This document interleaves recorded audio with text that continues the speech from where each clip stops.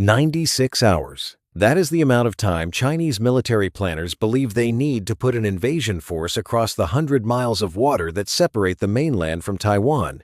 4 days. From the moment the first missile lifts off to the moment armored vehicles roll off landing ships onto Taiwanese beaches. Now hold a second number next to it. 14 days.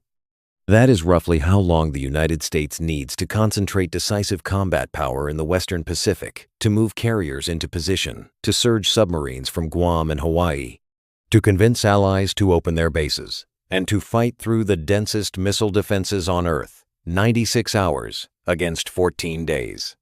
The gap between those two numbers is 10 days, and in those 10 days, everything that matters in the 21st century gets decided. That gap has a name. The name is losing. This is BattleTechDeclassified, Modern Warfare Explained. If that gap already bothers you, subscribe right now, because this whole season runs on exactly this kind of number, and this episode is built on a real one.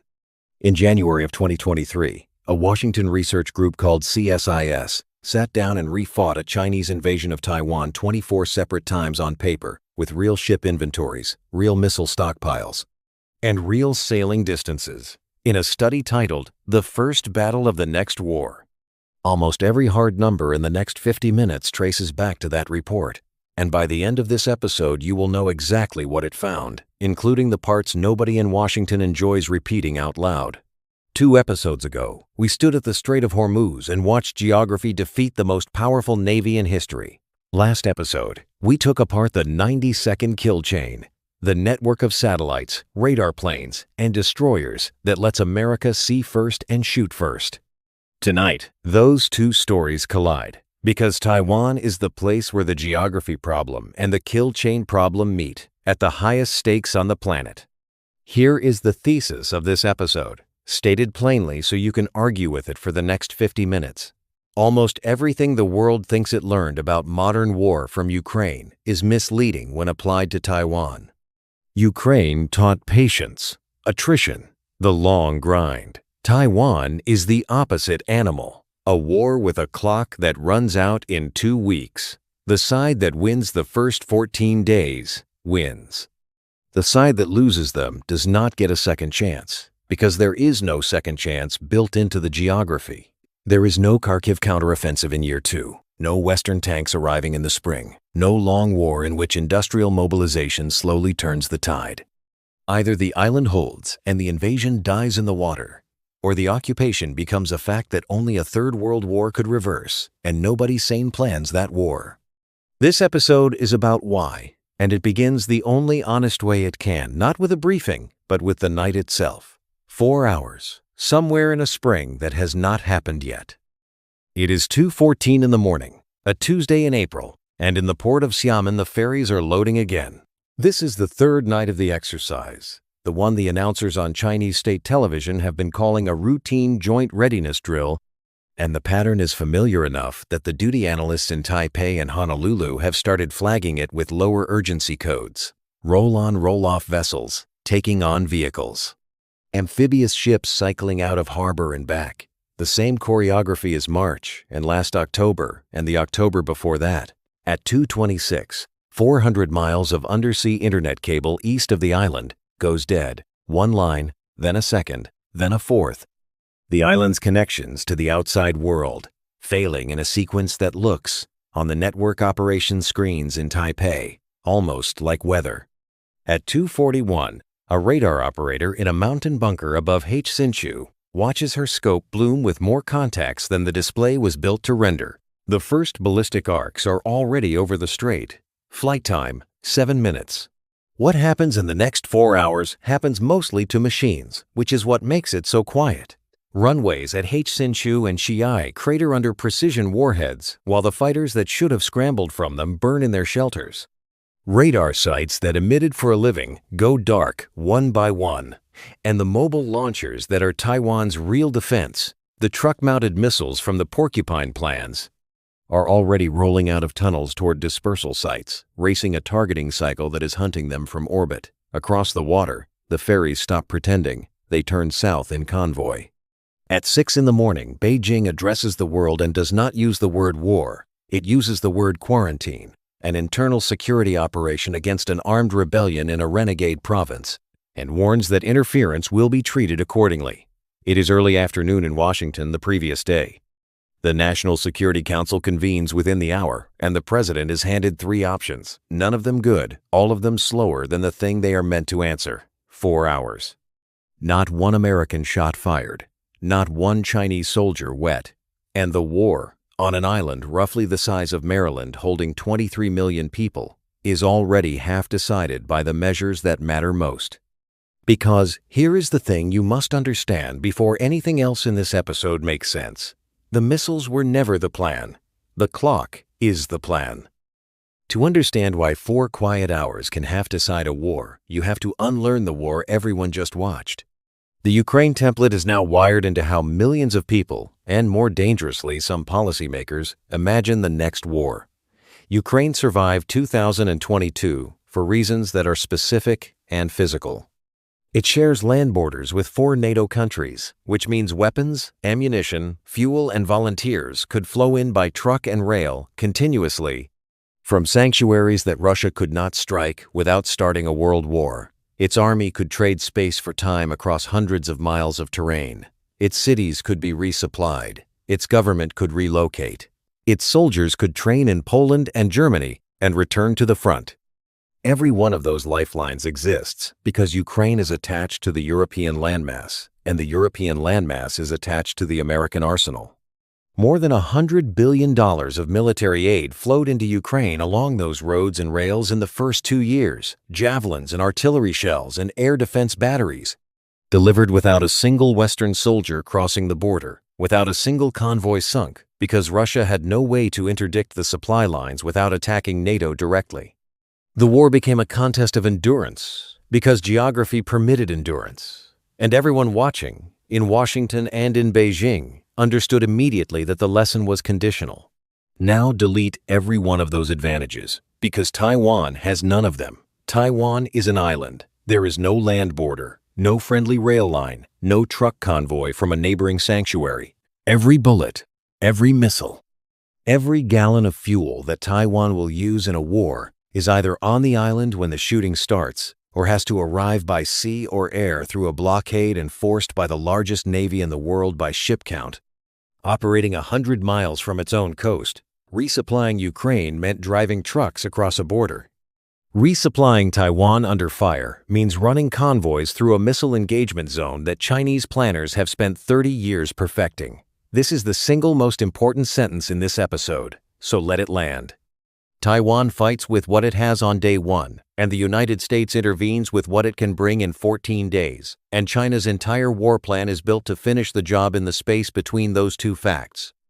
Beijing's planners read the Ukraine war as carefully as anyone, and the conclusion they drew was not that invasions fail. It was that invasions fail when the defender can be endlessly resupplied, and that the entire art of a Taiwan campaign is therefore to make sure the resupply question never arises by winning before the first American convoy is even loaded. Hold one question as we go, because everything ahead hangs on it.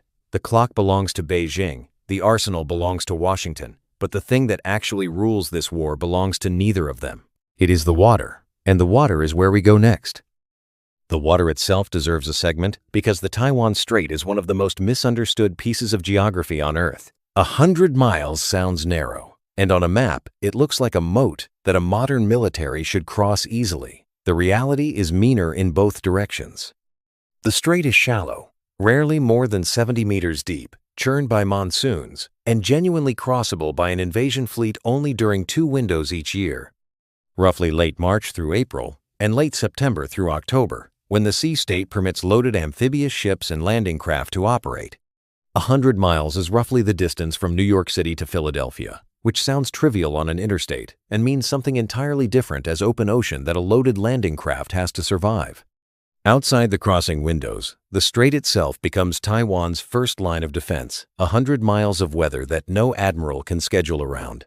The Mongols learned this in the 13th century when typhoons wrecked 2 invasion fleets bound for Japan, and the physics have not changed. Loaded landing craft and flat-bottomed ferries do not survive 4-meter swells, and amphibious operations demand days of consecutive calm that the strait grants grudgingly and only in season. This is why every serious analyst watches Chinese military activity in the spring and autumn with different eyes than in January, why exercise patterns in March get flagged that would be ignored in December. The calendar is part of the order of battle, and it is the one part no budget can change. It also cuts both ways, because the same weather that shields the island in winter also complicates any American surge that has to fight its way west through typhoon season. And planners on both sides carry tide tables next to their missile inventories. And when the crossing ends, the geography gets worse for the attacker. Taiwan's west coast, the coast facing China, offers perhaps a dozen beaches capable of supporting an amphibious landing, and every one of them has been studied, surveyed, pre-registered for artillery, and backed by decades of fortification planning. Behind the beaches, the coastal plain is a maze of cities, rice paddies, aquaculture ponds, and drainage canals, terrain that swallows armored columns. Behind the plain rise mountains to nearly 4,000 meters, taller than anything east of the Rockies, spine of the island, honeycombed with tunnels and bunkers built into rock. Taiwan is, by physical endowment, one of the most defensible islands on the planet. The strait limits when you can come. The beaches limit where. The terrain limits what you can do after you land. Compare it to Normandy for scale. The Allies in 1944 chose from thousands of miles of French coastline and still nearly failed on Omaha, while a PLA planner chooses from a dozen beaches that every Taiwanese artillery officer has memorized the coordinates of since lieutenant school. Every Chinese planning document has to solve all three problems at once, and this is precisely why the PLA's answer, as we are about to see, is not to fight fair on the geography at all, but to try to win the war before the geography starts to matter. You watched Phase 1 from inside the bunker. Now look at the architecture behind it, because the 4 hours you just lived through were not improvised. They are the visible output of a target list refined for decades. The PLA rocket force postures more than 1,000 short-range ballistic missiles across the strait, enough to allocate multiple warheads to every runway, every radar, every command node on the island, with re-attack waves fueled while the first battle damage assessments arrive. The undersea cables that died at 2:26 have been rehearsed against in peacetime, severed repeatedly by Chinese vessels in incidents officially recorded as accidents, each one a dress rehearsal. For the hour the island goes silent for real. The goal of the opening is not destruction for its own sake. It is decapitation and blindness, an island that cannot see, cannot coordinate, and cannot talk to Washington, all before a single soldier gets wet. Phase 2 is the crossing, and the modern version looks different from the D-Day image in most people's heads. Yes, the PLA Navy's amphibious fleet leads it. Big landing ships, helicopter carriers putting air assault troops behind the beaches. But the mass comes from something stranger, the civilian fleet. China has spent years legally and structurally integrating its enormous civilian ferry and roll-on roll-off shipping fleet into military planning, vessels that carry trucks and train cars in peacetime and can carry battle tanks in war. Analysts who count hulls conclude the PLA could move multiple heavy brigades per wave once a port or beachhead is secured, a single crossing fleet larger by hull count than the entire United States Navy fields today. That is the real plan. Seize a lodgment with the military fleet, then flood it through civilian shipping before American power arrives. And it is precisely this civilian fleet that the CSIS study from the top of this episode spends an entire appendix modeling, because on paper it is the single hardest variable to wargame. 96 hours is not the whole war. It is the time China needs to make the war a fact on the ground, to present Washington not with an invasion to prevent, but an occupation to reverse. Think about the difference between those two missions, the way a president would have to. Preventing an invasion means sinking ships in international water while the world cheers for the defender. Reversing an occupation means bombarding dug-in positions on an island whose cities are now intermingled with 100,000 PLA soldiers, with Beijing declaring the matter an internal affair under nuclear protection. And reversing an occupation against a nuclear power, dug in 90 miles from its own coast, is a war nobody has ever fought. Which is exactly why the 96-hour plan is built to force that choice, rather than the easier one. Taiwan's answer to all of this has a name in defense circles: The Porcupine Strategy, and understanding it means understanding a hard budgetary argument that has raged in Taipei for 2 decades. The old Taiwanese military was built like a miniature American one. Prestige platforms, fighter jets, big surface ships, main battle tanks, the tools of a symmetrical war. It could never win against a neighbor with 20 times the spending. The Porcupine School argues the opposite posture, that Taiwan's job is not to defeat China at sea, but to make the crossing and the landing unsurvivable, with thousands of cheap, mobile, hideable weapons. Truck-mounted anti-ship missiles dispersed along the coast and re-hidden after every shot. Sea mines, laid fast, in the exact shallow water an invasion fleet must cross. The same weapon that humbled the U.S. Navy at Hormuz in Episode 1, now working for the Defender. Drones in the thousands, the Ukraine lesson properly applied, because if $200 FPV drones could shred Russian armor columns on open Ukrainian roads, imagine what they do to landing craft wallowing onto a pre-surveyed beach at 4 knots. Man-portable air defense in every valley, mobile radars that emit for seconds and move, coastal artillery in mountain tunnels that predate the People's Republic itself. The Porcupine is not a weapon. It is a philosophy that survivability comes from numbers, mobility, and concealment, rather than from armor and prestige. The math of the Porcupine is the same asymmetric math this season keeps finding, just pointed the other way for once. An anti-ship missile costs $1 to $3 million. The amphibious ship it kills costs hundreds of millions and carries a battalion. A sea mine costs thousands and can stop a ferry carrying 40 tanks. If Taiwan can put enough steel into the strait during the crossing window, the 96-hour plan dies in the water, literally, and China knows it. Which is why the opening missile barrage targets exactly those mobile launchers and mine depots first. The open question, and it is genuinely open, is whether Taiwan has bought enough of the right things fast enough. The trend has turned. Conscription extended from 4 months back to a year. Asymmetric weapons prioritized over prestige platforms. American systems like HIMARS and Harpoon flowing in alongside a domestic missile industry that has quietly become one of the most productive in Asia. But procurement moves in years, and the crossing windows come twice a year. And delivery backlogs on American weapons stretch toward the end of the decade because the same production lines feed Ukraine and the Pentagon's own rearmament simultaneously. Every defense analyst who studies the island runs the same quiet calculation. How many launchers survive the first 4 hours? Because that number, more than any other, decides whether 96 hours is enough. If this episode is earning its length, hit like right now. It takes 2 seconds, and it is the single strongest signal you can send that serious military analysis deserves reach. And stay with me, because now we have to do the hardest part, the American math, the 14 days themselves. Why 14 days? Start with a map and be honest about it. The Western Pacific is an away game played at the end of the longest supply line in military history. Guam, the nearest major American base that is sovereign U.S. territory, sits 1,700 miles from the strait, roughly the distance from New York to Denver. Hawaii is 5,000 miles out, nearly twice the width of the continental United States coast to coast. The continental United States itself sits 7,000 miles away, further than New York is from Tokyo in the other direction. A carrier strike group surged from San Diego needs roughly 2 weeks of hard steaming to arrive on station.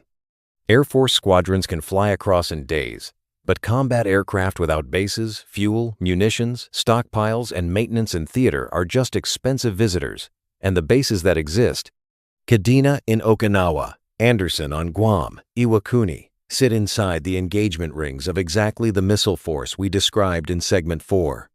Sealift is slower still. The heavy equipment, the fuel, the millions of tons that sustain a theater war move on ships at 20 knots. Crewed by a merchant marine that has shrunk to a fraction of its Cold War size, escorted by a navy that must simultaneously fight its way forward. The tyranny is not distance alone. It is that everything close enough to fight from is close enough to be struck. Kadena, the most important American airbase in the Pacific, sits 400 miles from Taiwan, inside the range rings of thousands of Chinese ballistic and cruise missiles.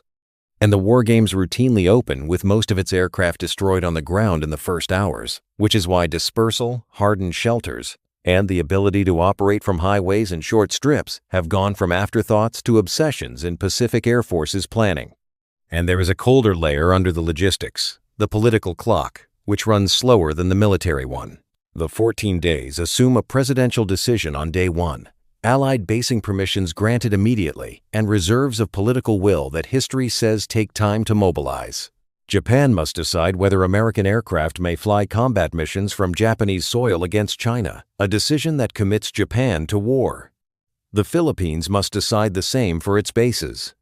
Congress, the public, the markets, all of it moves on human timelines, while the PLA moves on a military one. China's 96-hour plan is designed, explicitly, to live inside that decision gap, to make the war a settled fact, while democracies are still holding meetings. When American planners say 14 days, they mean 14 days from decision, and the decision itself is the first battle, fought in conference rooms, and the PLA is counting on winning it by default. Now bring in everything you learned in Episode 2, because a Taiwan war is where the two kill chains finally meet, and the collision looks like nothing in naval history. On the American side, the web, satellites, Hawkeyes, destroyers, submarines, F-35s, fused through networks into the 90-second loop, designed to let a smaller force see first and shoot first. On the Chinese side, the mirror, over-the-horizon radars staring across the Pacific, ocean surveillance satellites in growing constellations, and the missiles the whole architecture serves. The DF-21D and DF-26, the carrier killers, with ranges that reach 1,000 miles and more beyond Taiwan. The Chinese chain has one job in this war: find the American carriers and strike groups surging west and hold them at arm's length long enough for the crossing to finish. The American chain has the opposite job: blind the trackers, spoof the seekers, and fight its way inside the ring. This is what the ugly term A2AD, anti-access area denial, actually means in practice, and Taiwan is its purest expression on Earth. The carriers, the most powerful conventional weapons America owns, may spend the decisive first week operating from far to the east of the island, outside the densest threat rings. Their air wings at the edge of useful range, even with tanker support, while the burden inside the ring falls on platforms that can survive there. This is not an admission of carrier obsolescence. It is a statement about the opening week specifically, because once the Chinese sensor network starts dying, the rings shrink, and the carriers move in behind the collapse. Long-range bombers firing standoff missiles from outside the envelope. Stealth aircraft slipping through as the forward sensors of the web, exactly the F-35 scout role from last episode. And, above all, submarines, which we will get to, because they change the math more than anything else that floats. But hold the strategic picture clearly, because it explains the 14 days better than any logistics chart. The question is not whether American power can defeat the Chinese fleet. Given time, it can. The question is whether it can do so inside the window, while every mile of approach is contested by a kill chain built for 30 years around this exact scenario, in this exact water. Time is the weapon. Both sides know it. Only one side gets to start the clock, and that asymmetry shapes everything, because the attacker rehearses the first move for years, while the defender must respond to it in hours, with whatever posture happened to exist that morning.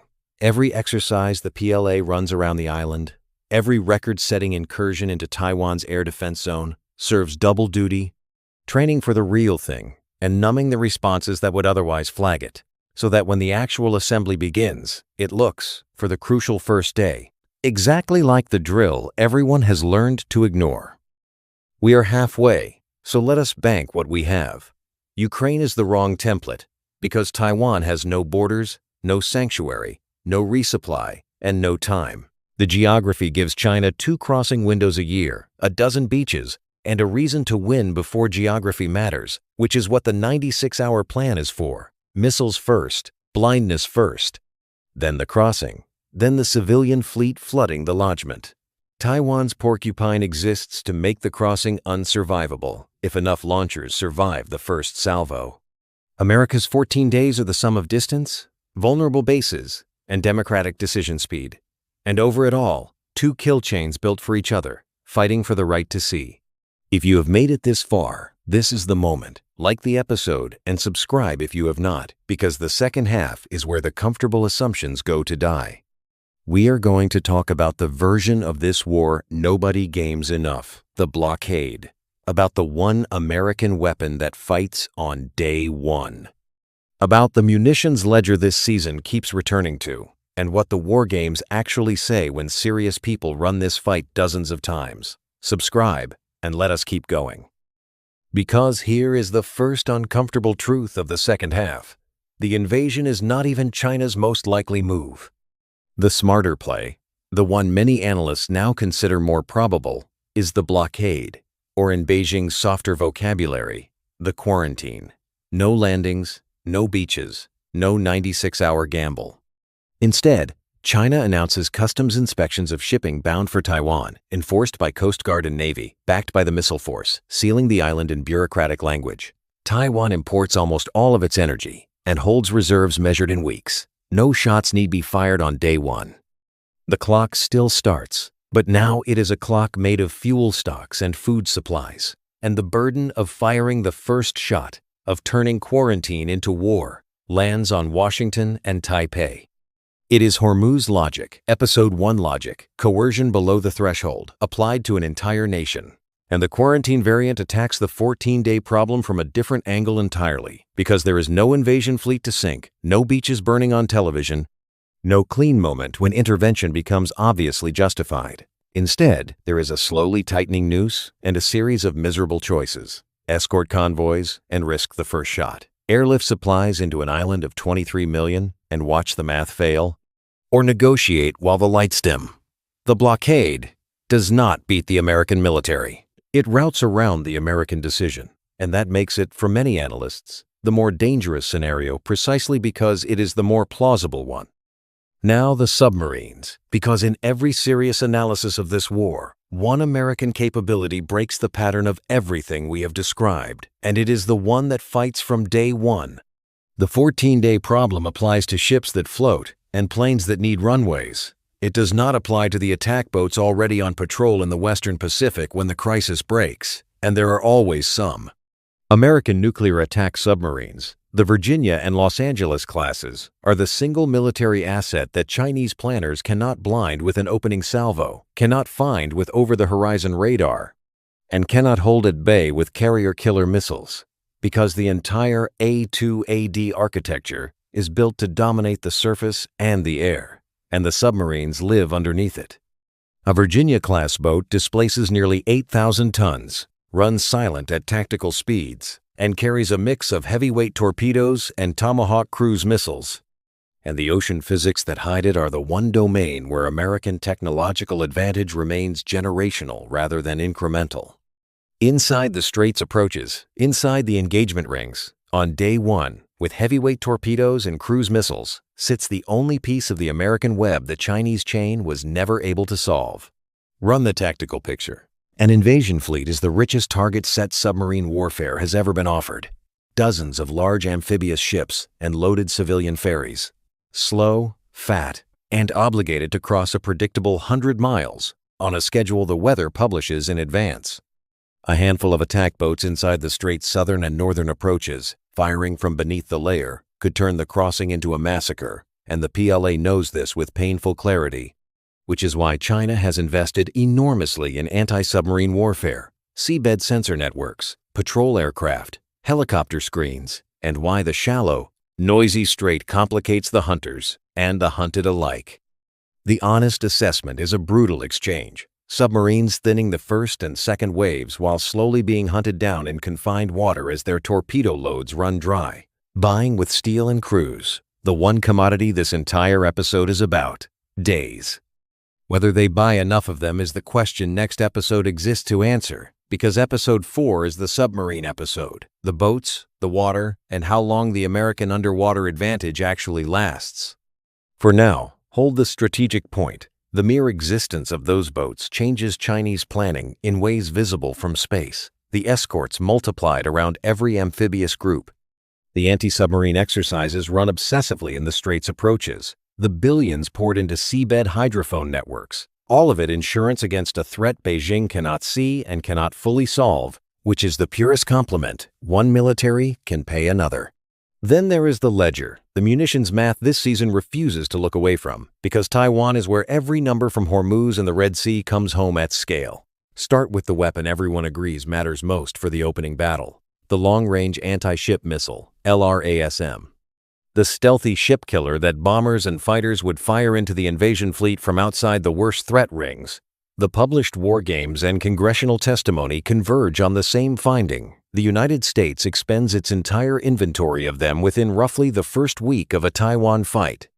And the inventory is measured in hundreds, while the target set is measured in hundreds of hulls plus their escorts. Production, as with every precision weapon we have counted this season, runs at a pace designed for peacetime budgets, a few dozen to low hundreds per year, with multi-year backlogs, even after the recent funding surges. The same arithmetic repeats down the entire magazine. Standard missiles defending the fleet against the saturation attacks Episode 2 described, spent faster than any factory replaces them, exactly as the Red Sea previewed at 1/10 the intensity.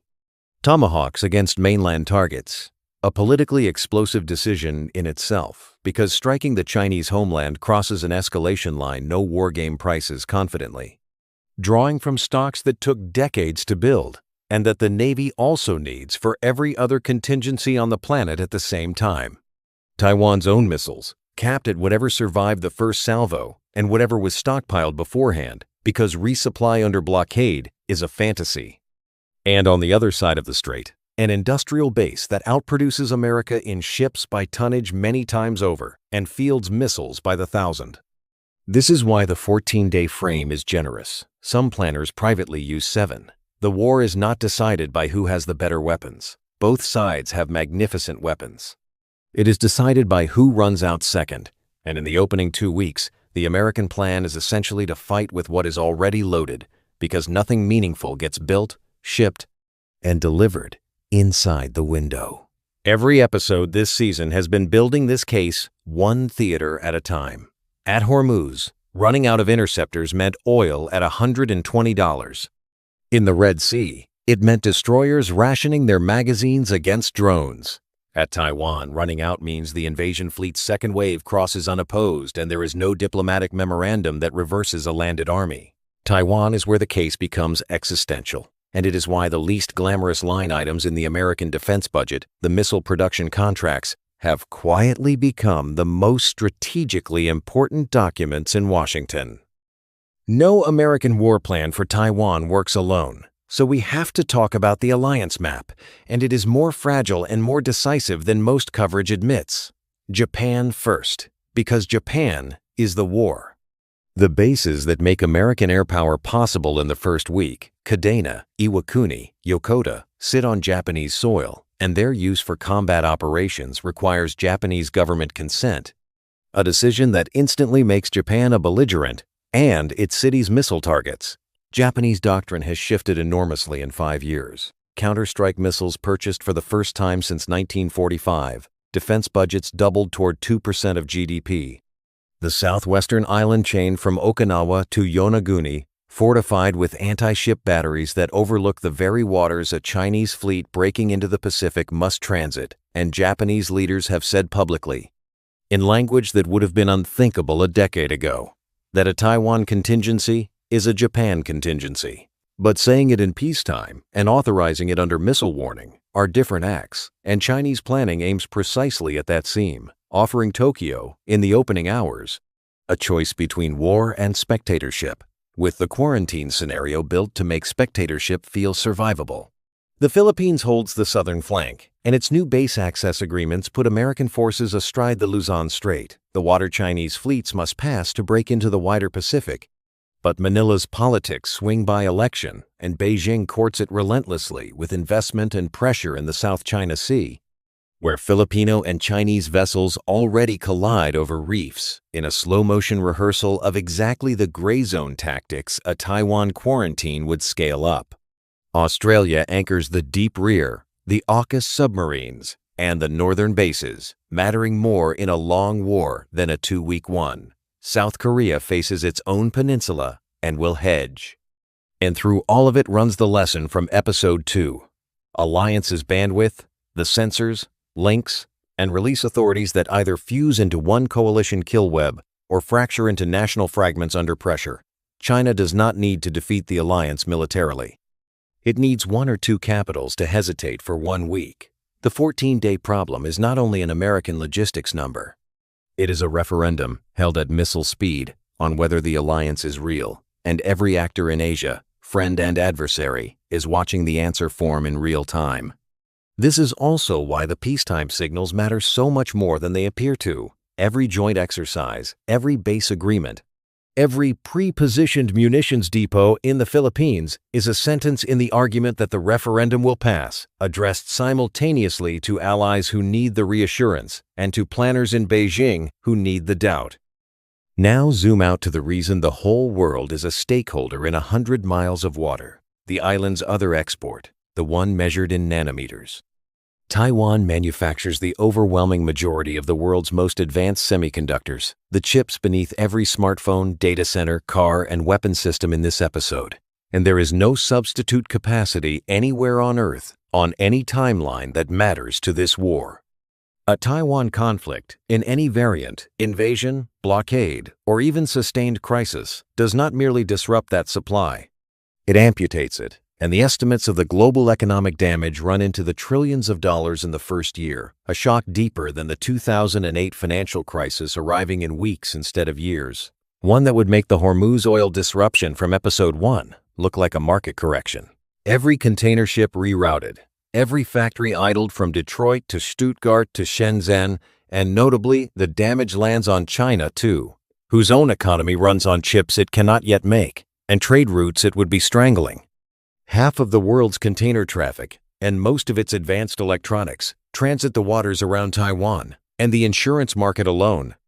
The same actuaries who closed Hormuz in Episode 1 by refusing to price the risk would shut down commercial shipping across the entire Western Pacific within days of the first missile, a silent embargo, enforced not by any navy but by spreadsheets in London. The chips cut in every strategic direction at once, and honest analysis holds all of them. They are a deterrent, the so-called Silicon Shield, the argument that no rational Beijing burns down the factory the world cannot replace, and that Washington fights harder for a foundry than it ever would for principle alone. The shield has real substance. TSMC's most advanced processes exist nowhere else on the planet, depend on supply chains running through allied nations, and cannot simply be captured intact like a port or an airfield, because the fabs die without the daily flow of chemicals, spare parts, and foreign engineers that a war would sever on the first morning. They are also a prize and a timer, because both superpowers are racing to build domestic fabrication precisely so this dependency stops binding them, and every new fab in Arizona or Anhui quietly changes the deterrence math. And they are a weapon in being, because export controls on chip-making tools are already the live ammunition of the present Cold War. The 14-day problem sits inside this larger truth. The first 2 weeks decide the military outcome, but the economic outcome is global, instant, and certain regardless of who wins the beaches. There is no version of this war that any economy on Earth sits out, which is precisely why deterring it is the rare project where the entire world's incentives actually align. So, let us go back to the document we opened this episode with, because this is where it earns its place. CSIS ran the first battle of the next war 24 separate times, with different assumptions each iteration, real ship inventories, real missile stockpiles. And their findings rhyme so consistently across all 24 that the pattern deserves to be stated as a finding in itself. First finding. In most iterations where America intervenes promptly and Japan grants basing, the invasion fails, the beaches are held, or the lodgment collapses, and Taiwan remains unconquered. Second finding. The price is staggering. The report's own numbers show 2 American aircraft carriers lost or disabled in a majority of runs, alongside dozens of other ships, hundreds of aircraft, and casualty counts in the first weeks that exceed anything America has absorbed since the Second World War, with Taiwanese and Chinese losses higher still, and the island itself, win or lose, emerges, with its cities damaged, its economy shattered, and its semiconductor fabs, the prize at the center of everything, quite possibly disabled by the fighting or by deliberate sabotage. Third finding: the variables that flip outcomes from game to game are exactly the ones this episode has walked through, whether Taiwan's launchers survive the opening salvo, whether the decision in Washington comes in hours or days, whether Japan opens the bases, and whether the missile magazines last the week. Read those findings the way a planner in Beijing reads them, because that is the reading that decides history. The games say an invasion probably fails, at catastrophic cost to everyone, which is the strongest argument that deterrence is holding. But they also say the outcome hinges on a handful of thin assumptions: prompt decisions, allied resolve, surviving stockpiles, and every one of those assumptions is something China can work to erode in peacetime. Through pressure on Manila and Tokyo, through gray zone exhaustion of Taiwan's air defenses, through the patient arithmetic of building missiles faster than America builds interceptors. The war games are not a prophecy. They are a to-do list, legible to both sides, and the entire military competition in the Pacific right now, every budget line and base agreement this season has touched, is the two sides working through that list from opposite ends. Deterrence is not a condition. It is a race that gets rerun every year, and the finish line moves. The games also surface a finding that rarely makes the headlines. The wars that go worst for everyone are the ones that start with ambiguity, a quarantine that escalates, a collision that spirals, a blockade runner fired upon. Because in those scenarios, the 14-day clock starts without anyone agreeing on what time it is, and mobilization decisions that need hours get debated for days. The clean surprise invasion is actually the scenario America handles best in simulation. The murky, slow-motion crisis is the one that keeps planners awake. Which brings us to the question under all of it, the one I promised we would face without flinching. Would America actually fight? The formal policy is strategic ambiguity, 5 decades old, no treaty obligation to defend Taiwan, deliberate silence about what Washington would do, designed to deter Beijing from invading and Taipei from declaring independence in the same breath. The honest case for intervention is hard-headed, not sentimental. The chips. The alliance structure, because a Japan and a Korea that watch Taiwan fall unaided begin planning for worlds without American guarantees, and some of those worlds include their own nuclear weapons. The precedent, because a successful forcible annexation in the 21st century's most watched waterway rewrites the rules for every revisionist power on Earth. The first island chain itself, because Taiwan in PLA hands turns the strait from a barrier into a gateway and pushes the defensive line back to Guam. The honest case for hesitation is equally real, and pretending otherwise would betray this season's whole premise. The costs in the war games are not abstractions. They are carriers with 5,000 souls aboard, more Americans than died in 20 years of Afghanistan, lost potentially in a single afternoon. And the adversary is a nuclear power on its own doorstep, with escalation options, no simulation, fully prices. An American public that has not been asked to absorb peer war casualties in 80 years is an untested variable, and Beijing studies American political will more carefully than it studies American weapons, reading every congressional debate and every opinion poll as intelligence on the only question that finally matters, whether the 14 days would ever be authorized at all. This is why the 14-day problem and the decision problem are the same problem. The military clock only starts when the political one finishes, and the political clock has no fixed speed. What can be said with evidence is this: every structural American move of the past 5 years, the posture agreements, the munitions surges, the AUKUS bet, is the behavior of a state preparing to say yes, and preparing visibly, because visible preparation is itself the message. Ambiguity has also been eroding rhetorically. Presidents of both parties have made statements that sounded much closer to commitments than the official policy allows, each time walked back by staff, and each time noted in Beijing, a pattern that analysts read either as calculated signal or as genuine drift toward clarity, and which may amount to the same thing. Deterrence, in the end, is a sentence Beijing must believe, and everything this season has counted, the ships, the missiles, the days, is the grammar of that sentence. So what is actually changing, right now, to shrink the gap between 96 hours and 14 days? follow the money, and 3 shifts are visible, and every one of them is a purchase of time. Posture. Moving the fight's starting positions forward. Munitions pre-positioned in Japan and the Philippines. Dispersed airfields so the opening salvo faces hundreds of aim points instead of 5. Marines reorganized into small missile units built to live inside the threat ring and kill ships from shore, the way Ukraine killed the Moskva. The magazine? Multi-year contracts finally treating missile production as war-winning infrastructure, the long-range ship killers funded toward thousands instead of hundreds, because the 14 days are only worth surviving if the weapons last through them. And the web, hardening the kill chain from Episode 2, the proliferated satellites and allied plumbing, because the fleet that keeps its 90 seconds keeps its 14 days. That is deterrence by denial, making the 96-hour plan visibly unworkable so the order is never given, the most expensive message in human history, delivered in the hope it never has to be read aloud. Pull it all together, one last time. Taiwan is not Ukraine, because geography permits Ukraine what it denies. Taiwan, borders, sanctuary, resupply, time.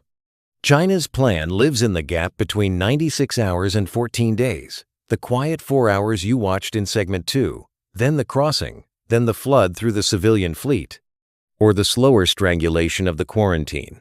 Taiwan's Porcupine exists to make the crossing unsurvivable if its launchers survive the first salvo.